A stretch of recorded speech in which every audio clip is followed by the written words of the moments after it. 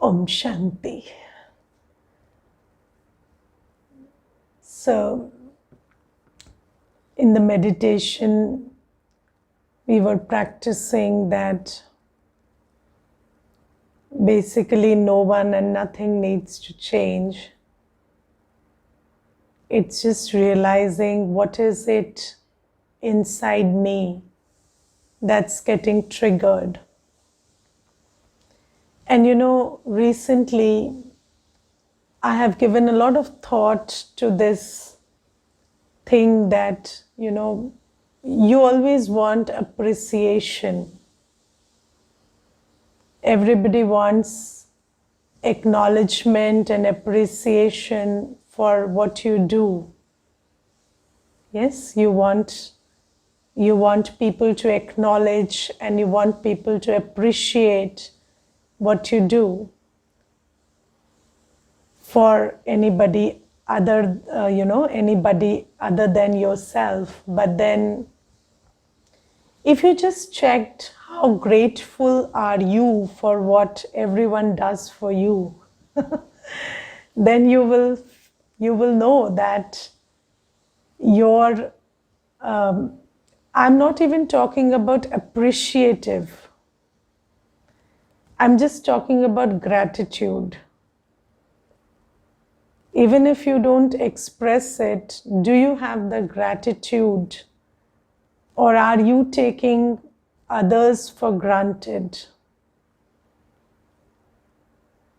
And if you're taking others for granted, then the dissatisfaction that you feel, and you believe that dissatisfaction is coming because others are not appreciating you, actually that dissatisfaction is coming from not having enough gratitude.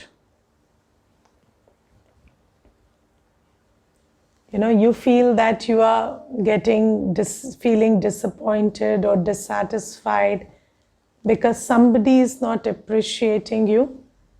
But basically the karma that we are doing of not being grateful for what we are getting is what's causing the dissatisfaction. And if you just did that, I'm not saying that if you did that, people will start appreciating you. I'm saying that when you do that, you will stop seeking appreciation. If you just had gratitude for what you have got, you will stop seeking appreciation for what you are doing and your problem will be solved. So we don't understand that our discontentment is not coming from what we are not getting, it's coming from what we are not doing. And sometimes we don't understand these things and we start, and we keep laboring to get what we think is going to take the disappointment away. But it doesn't work like that. And if you just had gratitude for what you have got, then you will never seek appreciation. You will always feel you are getting enough. But we don't have the gratitude, and then we try to use what we are doing to get appreciation to fill that gap. But it's not this way that it works. Am I making sense to you? Do you get it? And just check how much of gratitude do you have. So I'm not just talking about things that you've got physically or people, but now that we have Baba and we are getting Baba's love, Baba's attention, Baba's knowledge, Baba's guidance, everything we are getting. But do we have gratitude for this? Do we acknowledge what we have got? And I think if you appreciate that enough, then you will be free from expectations. You will be free from this whole thing about, this person should give me this back, or they should do this or that, because your heart will sing this song, I've got enough. And many a times when children who are not Baba's children yet, or they are not getting their sustenance from Baba, they come and tell me that, I have complaints, or I'm not getting enough. I understand that. But then when Baba's children tell me I'm not getting enough, then I'm reminded of this thing that my heart never says I want anything, because it always sings this song, I've got enough, more than whatever I could ever ask for, because Baba is filling my apron with treasures every day. And if you don't have the gratitude for what you have got, you don't have the right to ask for what you think you should get. So we must understand these laws. And I'm not even saying that if you have gratitude, you will get appreciation. You won't need it. It won't matter. Even if you get it, you will be too humble to take it in. You will have the humility to not depend on that. It won't matter at all. So just have gratitude for what you've got. And I don't think we can have gratitude for things that are perishable. Yes, because sometimes, when this question of count your blessings comes up, then some people will say that you should think you're blessed because you have a house and you have running water and you have food and you have people and other stuff. But I don't think you can have gratitude for things that are perishable, because as soon as you start appreciating them, you also have fear of, what if I lose them, right? So that thing comes up. But when you have access to the imperishable, you know who you are, you know who you belong to, what you have access to, and you have clarity about your aim and you know how to reach it. That's what you need to have gratitude about. So this is something that I wanted to talk about today, because there are lots of messages I receive every day, about some complaint about what somebody is not doing or something that's not happening. But I don't think that that's the way to get where you want to get, because, again, if we are a beggar in our spiritual stage, we cannot be choosers. Beggars will never have choice. That's how it works.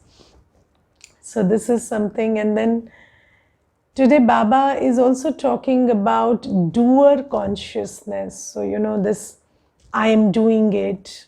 Yes, so there is this whole thing, I am doing it. And yesterday there was this sister and she was telling me how in her office she has a new boss, and that boss tried to tell her that he doesn't value her work, and that all these years, whatever work she has been putting in, is because he says that she doesn't deserve any recognition for the work she did because she got paid. And she said it was very rude and I felt very undervalued, and I felt like I've given my whole life to this work, and now I'm being said that you got paid, so you did nothing and it was all compensated. but I think I deserve a little more, dignified treatment, even if that treatment is, I don't need anything, I don't want anything externally, but at least that recognition that I did something for the organization or I was helpful, at least that much. So you cannot say that just because I got paid, so it doesn't matter. So she was saying all these things, and then I told her, that in spirituality, we understand that there are three things. There is karma, and there is Baba, and there is drama.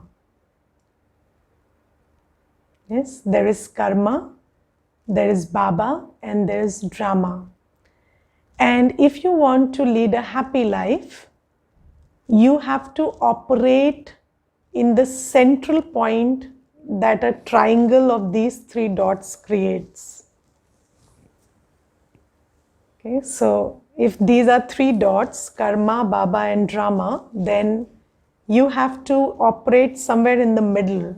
So your relationship with all the three should be very good.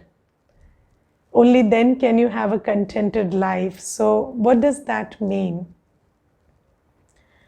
So you see that you have to perform action, which is inevitable. You are in the field of action, so you cannot not do something. Even not doing something is karma.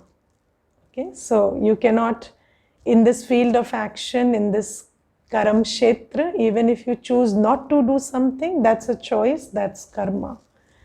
So you are always doing karma. Now the thing is, when you are doing your karma, remember two things. First thing, that now that I am Baba's child, part of what I am doing or all that I am doing is being guided and inspired and empowered by Baba. It's now that my buddhi is being fed with Baba's knowledge and that I am taking my power from Baba. So I cannot say that I am doing it because I didn't know how to do it this way. So, when you get, so whatever you are doing is what Baba is giving you and you are expressing in action. So when you remember that, then you will always remember that you and Baba are both doing it. So if there is a credit, you share it. If there is a discredit, you share it. Okay, so that's how it works. Now, this is about Baba. So whenever you're doing something, somebody says, you took a very good class. I say, no, I don't know how to take a class. I never took a class. It was before Baba, I didn't know how to speak. So this is how Baba has given everything. So you cannot take credit for something you didn't know how to do before Baba. Okay.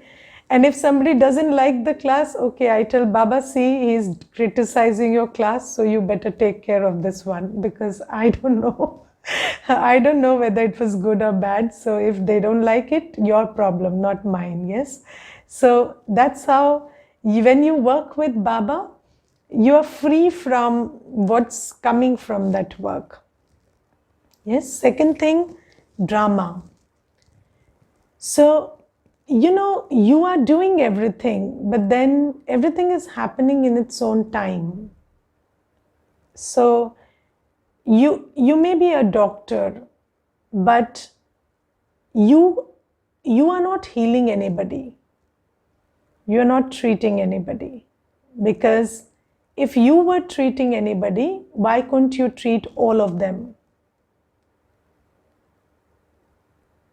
Yes, so you are an instrument and they are getting treated because it's their time to get healed. Yes, so it's all happening according to the drama. So you will be, and so when you are doing something, you must know that your action is what you are doing because that's what Baba is inspiring, and that's what you understand, and that's what feels right to you. But then the consequence that's coming is because that's the destined consequence in drama. Yes. And you know what this whole journey is about?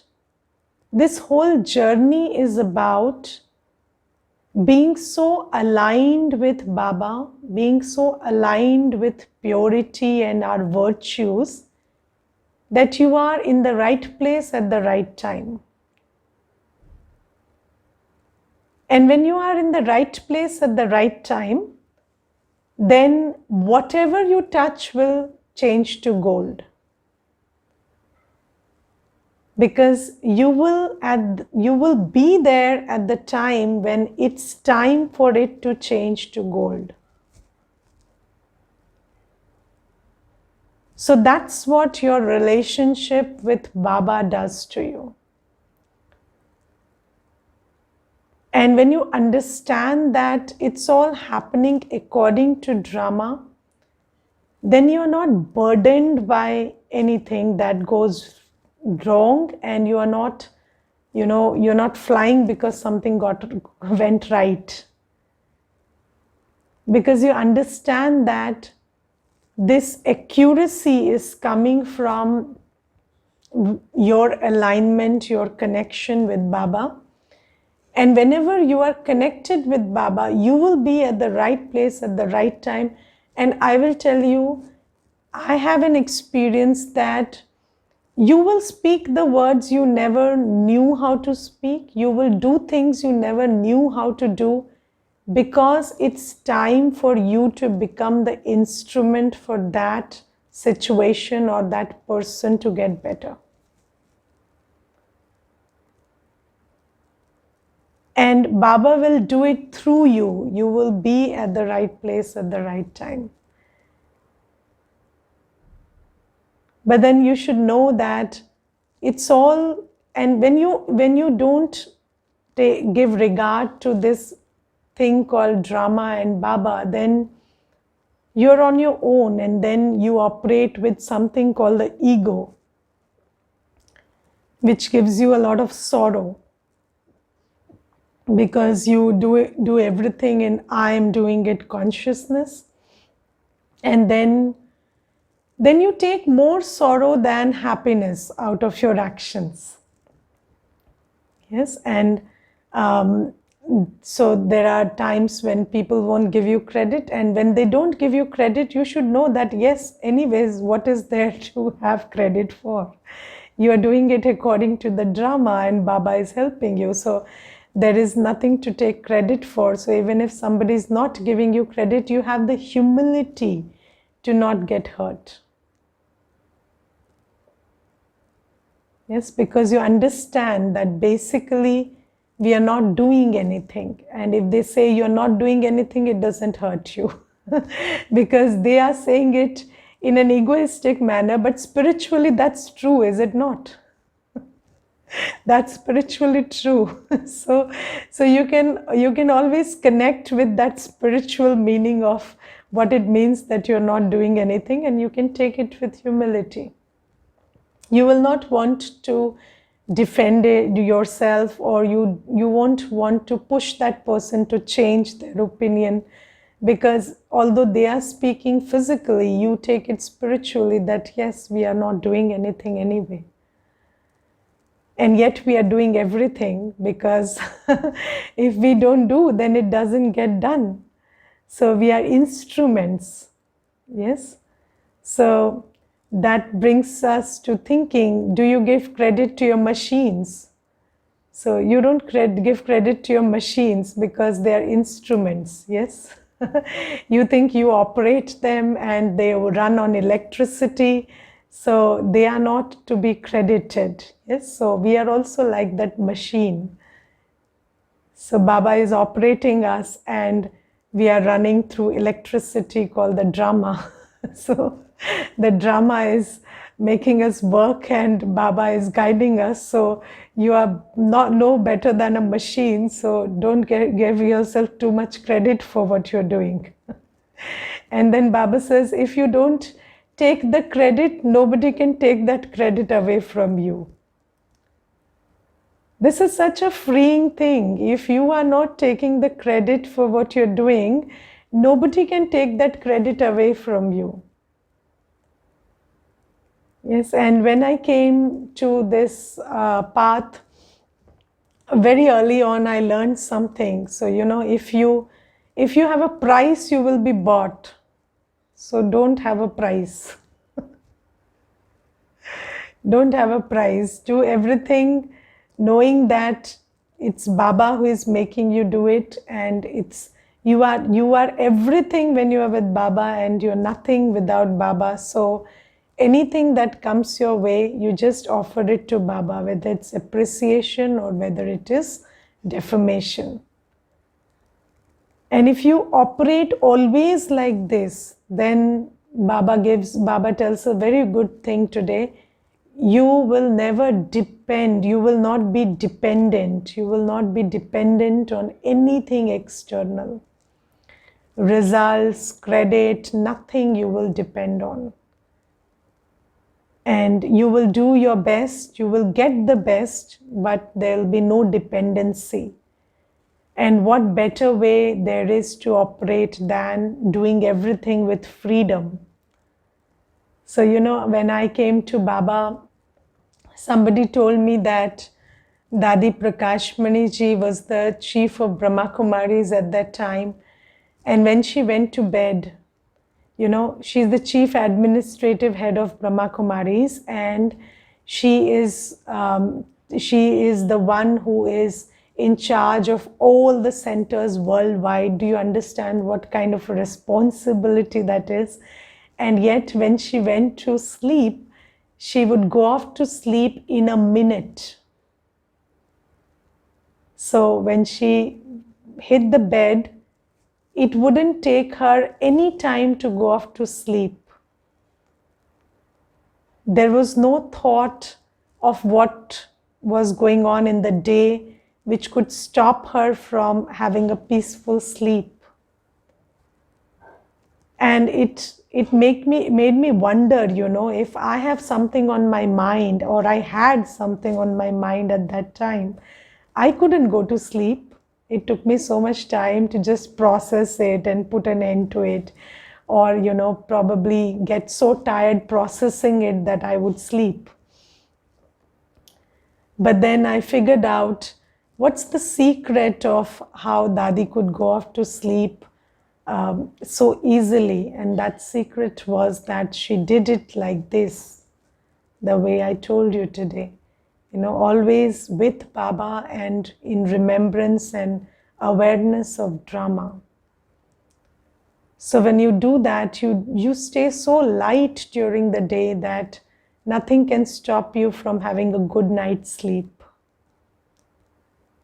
So this is something. And then Baba, so there are so many children who ask a very good question, which is, how do I know whether I'm soul conscious or body conscious? Do you ever have that question? So how do I find out whether I am soul conscious or body conscious? Because we are all practicing soul consciousness.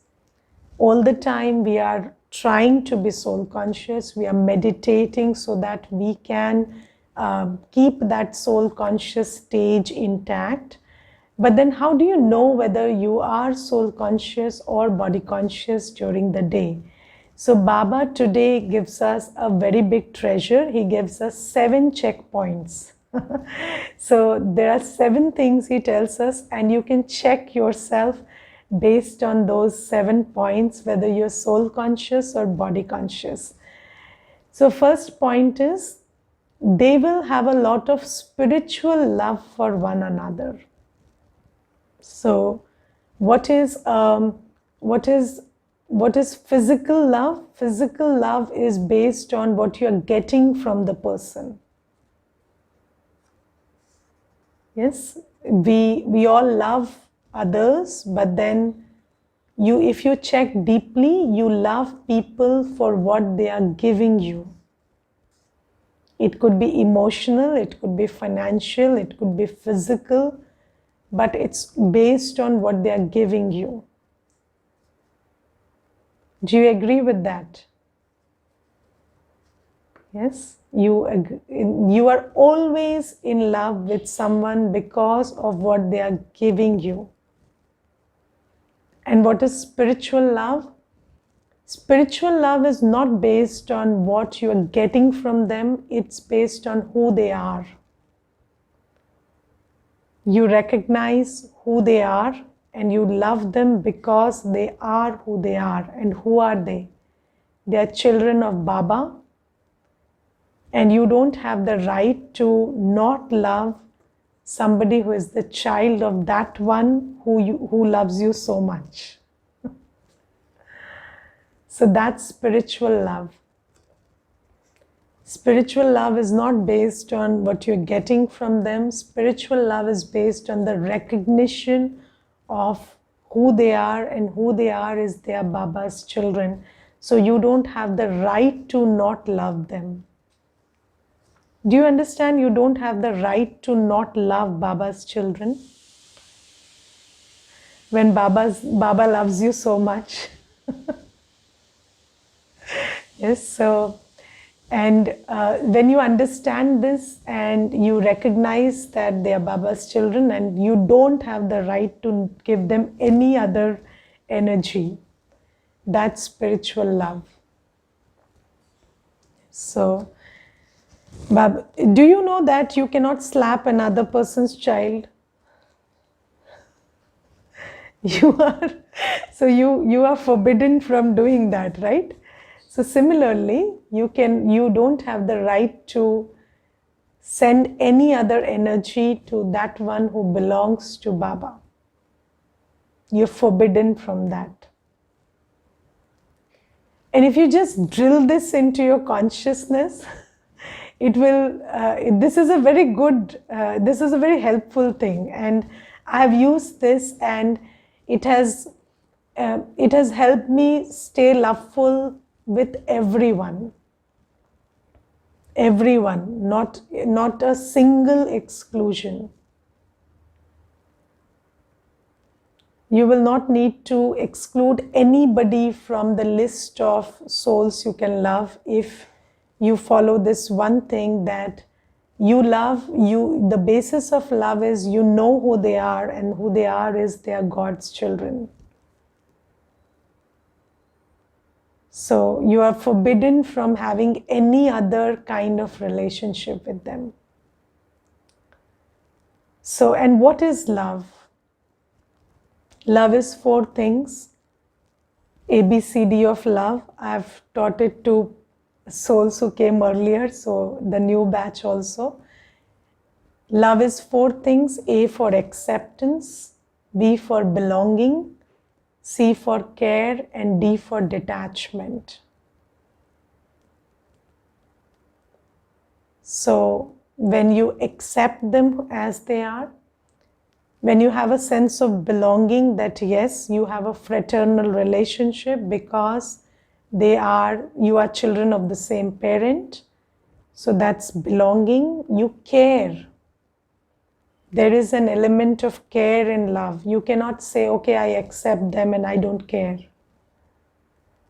That's not spiritual love. So there is acceptance, there is belonging, there is care, and then there is detachment, because you are not responsible for them.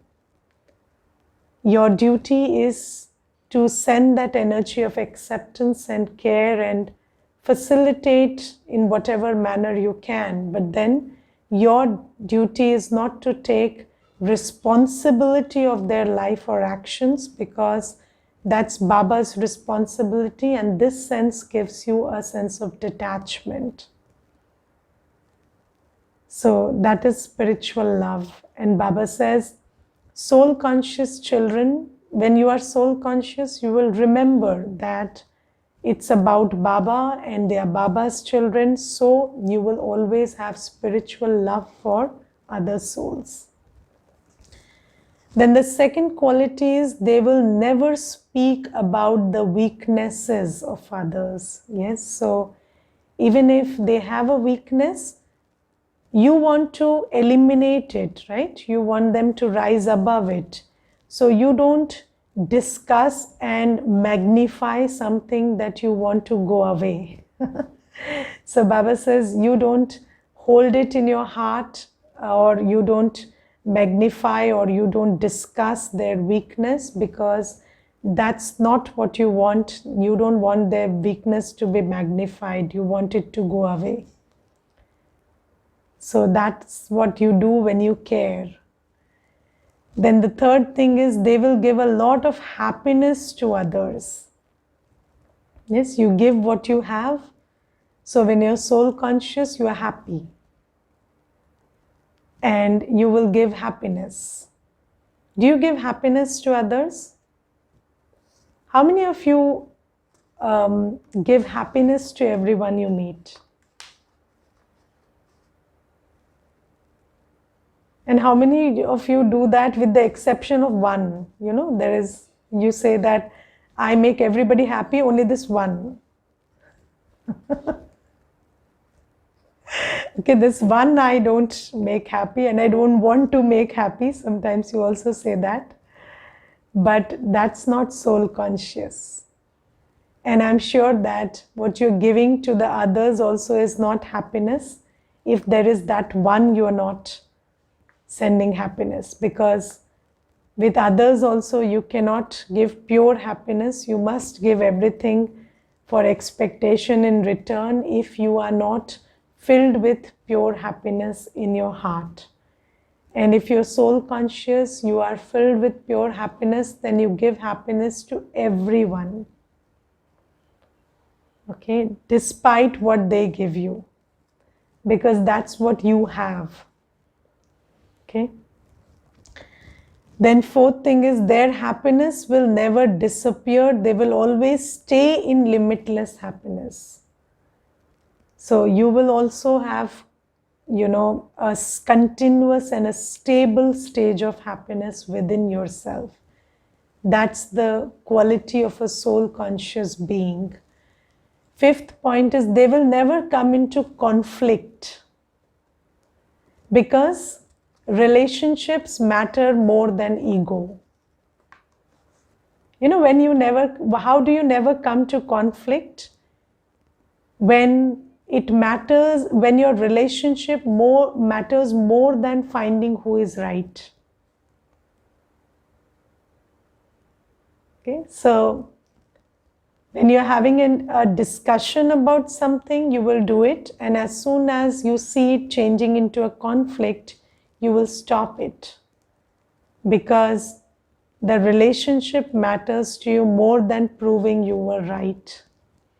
And when you are in a soul conscious state, you understand that there is no point proving who is right and who is wrong, and these things are just games that ego plays with you. Yes. How many people have you lost in this fight of who is right?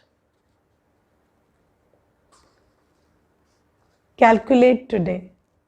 Okay, how many relationships have you lost in this fight of who is right? And ask yourself deeply whether you missed them. And whether it would have been a good idea if you had a good ongoing relationship with all of them at this point of time. So we lose so many relationships in this fight, or we make them bitter and we make them, stand on the other side, because we are very worried about who is right. And when you're soul conscious, your buddhi is able to discern that that's not important. And you never come into conflict. You always want to mend, you don't want to sabotage. Do you understand this? Yes, so that's the soul conscious soul. And I have learned from seeing soul consciousness in practical action. And I have seen seniors in the yajna, and there have been times when we were children and we didn't know, we wanted to get into a conflict. When you're young, you want to have a conflict and a battle and you want to win it. All that goes on, and then we have tried doing that and they have just surrendered, and today we know they won, because they made us what Baba wanted to make of us. So sometimes you feel that you're winning, but actually you're losing, because you're losing a relationship. You are breaking that bridge which could make them come closer to Baba. And when you remember that you are a soul and your aim is to be close to Baba and bring everyone close to Baba, you value the relationship more than who is right. And you don't go into conflict. Okay, so be very careful about this point. Okay. Sixth one is, with the awareness of all souls being brothers, they will have the awareness of picking up virtues. They will see everyone's virtues. They will be virtuous themselves and will also make others virtuous. So, do you know that when you have a physical brother and sister, Lokik brother and sister, even if the other person is able to see 10 defects in them, you are able to see the good in them. Yes, so when you know someone is your brother or sister, you have the eye to see virtues. And when you're soul conscious, you remember that they are your soul brother, so you can see virtues. And what you see will get more power. So there is a saying, if you change the way you look at things, the things you look at will change.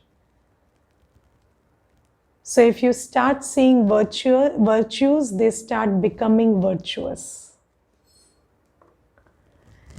Then the seventh thing is, they will not remember anyone except the one Father. When you know you are a soul, you understand that the only one who matters is Baba. So the only one who dominates your heart and mind is Baba. So you will only remember Baba. That's the sign of a soul conscious soul. If you're remembering souls, if you're remembering things made of matter, then that's not soul conscious. So I hope we have got very clear indicators now, so you will not ask, how do you find out whether you're soul conscious? Because Baba gives the answer so clearly to us. Om Shanti.